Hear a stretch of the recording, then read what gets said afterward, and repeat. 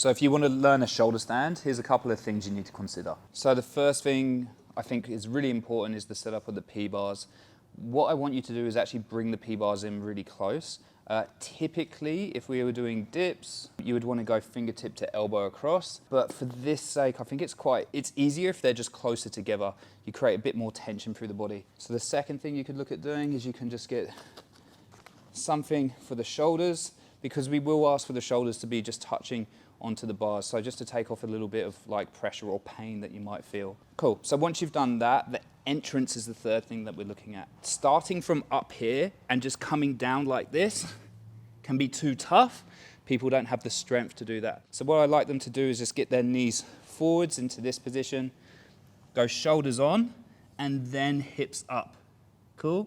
So the fourth thing is, can I get my hips over my hands? Because that's where my center of mass is. So if my hips are back here, they're not over my hands, and you can look at the elbow position, it's pointing this way. So I need to move my shoulders slightly forwards, get the elbows pointing to the ceiling, tiptoe in, and get the hips high. Now my feet start to feel light. The fifth thing you want to consider is where you're looking. If I'm looking back towards my toes, I'm going to be in like a roly-poly position, which means I'm going to go over. So instead of being like this, trying to come round like this obviously doesn't look too safe. What you want to do is you want to lengthen the spine and look towards your eyebrows. All right, number 8. What we're looking at doing now is obviously how can we make those feet light? So the heavier the hands are, the heavier the shoulders are, the more pressure we have this way, the less pressure we have on our feet on the floor. Cool?